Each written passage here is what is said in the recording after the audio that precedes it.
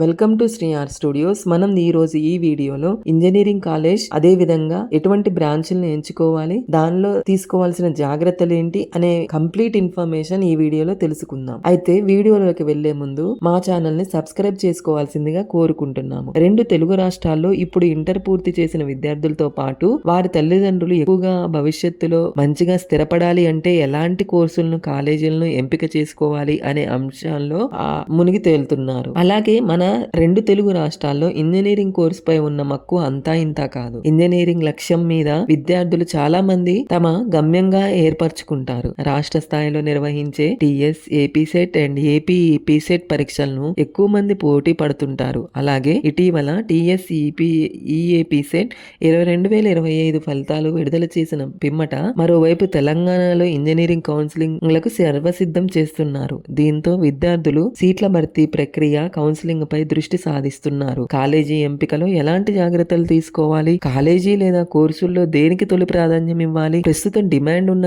బ్రాంచ్లు ఏమిటి, ఇలా విద్యార్థులకు వారి తల్లిదండ్రులకు ఉన్న సందేహాలపై ఈ వీడియో అనేది కంప్లీట్ ఇన్ఫర్మేషన్ ఇస్తుంది. ప్రస్తుతం తెలుగు రాష్ట్రాల్లో ఎంసెట్ 2025 కౌన్సిలింగ్ కు సిద్ధమయ్యే క్రమంలో విద్యార్థులు ప్రధానంగా బ్రాంచ్ లేదా కాలేజీల్లో దేనికి ప్రాధాన్యం ఇవ్వాలి అనే సందేహం ఎదురవుతుంది. బ్రాంచ్ ఎంపికకు తొలి ప్రాధాన్యం ఇవ్వాలి. బ్రాంచ్ ఎంపికలో తమ ఆసక్తి, అభిరుచికి పెద్దపీట వేయాలి. క్రేజీ కోణంలో ఆలోచించకండి. బ్రాంచ్ ఎంపికను చేసుకోవడం సరికాదు. దీనివల్ల అకాడమిక్ గా రాణించలేకపోవచ్చు. ఇది భవిష్యత్తు గమ్యంపై ప్రతికూల ప్రభావం చూపే ఆస్కారం ఉంది. అందువల్ల బ్రాంచ్ ఎంపికలో ఆయా బ్రాంచ్ల సిలబస్, కరికులం, స్వరూపాన్ని పరిశీలించి తమ సహజ ఆసక్తిని అనుగుణంగా బ్రాంచ్ ఎంపిక చేసుకోవడం మంచిది. ఇంజనీరింగ్ బ్రాంచ్ ఎంపికల్లో స్పష్టత వచ్చిన విద్యార్థులు మలి దశలో కాలేజ్ ఎంపికపై దృష్టి పెట్టాలి. అందుకోసం పలు కీలక అంశాలను పరిగణలోకి తీసుకోవాలి.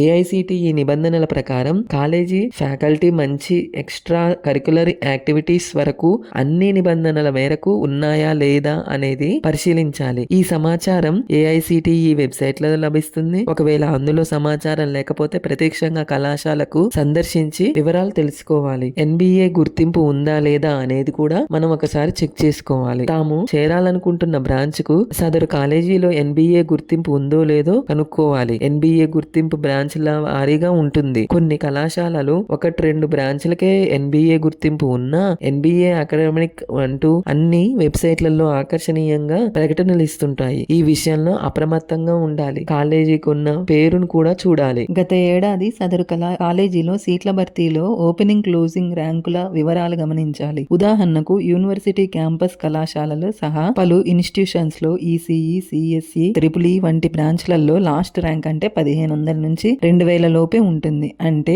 ఆ కళాశాలలో విద్యార్థుల ఆదరణ పొందుతున్నాయని చెప్పవచ్చు. టీచింగ్, లెర్నింగ్ మెథడ్స్ ఏమి ఫాలో అవుతున్నాయో ఒకసారి చెక్ చేసుకోండి. కాలేజీలో అన్ని సదుపాయాలు ఉన్నప్పటికీ టీచింగ్ విధానంలో లోపాలు ఉండవచ్చు. ఈ విషయాన్ని కూడా ప్రత్యక్షంగా పరిశీలించాలి. టీచింగ్ పరంగా అనుసరిస్తున్న విధానం, ప్రాక్టికల్స్ ను ఇస్తున్న ప్రాధాన్యత, అందులో విద్యార్థులకు మమేకం చేస్తున్న తీరుతెన్నులపై సునిశ్చిత పరిశీలన చేయాలి. కొన్ని కళాశాలకు ఎన్బిఈ నిబంధనల మేరకు తమ కళాశాలలో పిహెచ్డి ఫ్యాకల్టీ సైతం ఉన్నారని ప్రకటనలు చూస్తుంటాం. కాలేజీలను ఎంపిక చేసేటప్పుడు గత 4 ఏళ్ల ప్లేస్మెంట్స్ పరిశీలించాలి. సదరు కాలేజీకి ఎలాంటి కంపెనీలు వస్తున్నాయి, వచ్చిన కంపెనీలు ఎలాంటి ఉద్యోగాలు ఆఫర్ చేస్తున్నాయని గమనించాలి. కొన్ని కళాశాలలు తమ కళాశాలలకు ఇన్ఫోసిస్, ఐబిఎం వంటి ప్రతిష్టాత్మక సంస్థలు వచ్చాయని కలర్ఫుల్ బ్రోచర్లతో ఆకట్టుకునే ప్రయత్నం చేస్తుంటాయి. ఇలా వచ్చిన ప్రతిష్టాత్మక కంపెనీల్లో కోర్ ప్రొఫైళ్లలో ఎంతమందికి అవకాశాలు వచ్చాయో తెలుసుకోవాలి. ప్రముఖ కంపెనీలు సైతం బీపీఓ, వాయిస్, నాన్ వాయిస్ ప్రొఫైళ్లలో ప్లేస్మెంట్స్ ఇస్తున్నాయి. కోర్ జాబ్ ప్రొఫైల్ ఆఫర్స్ సంఖ్య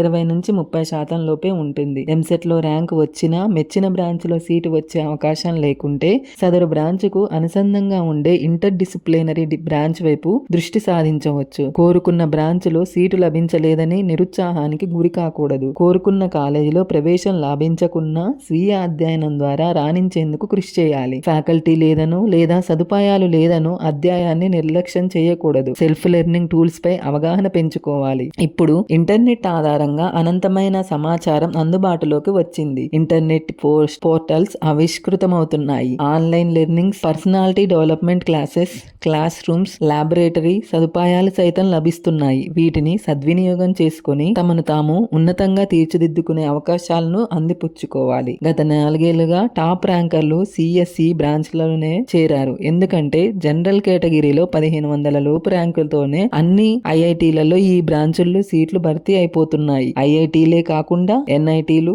రాష్ట్రాల స్థాయిలోనూ ఇదే పరిస్థితి. యూనివర్సిటీ క్యాంపస్ కళాశాలలు, టాప్ 20 ఇన్స్టిట్యూట్స్ లో జనరల్ కేటగిరీలో 5000 లోపు ర్యాంకులతోనే ఈ బ్రాంచుల్లో సీట్లు భర్తీ అవుతున్నాయి.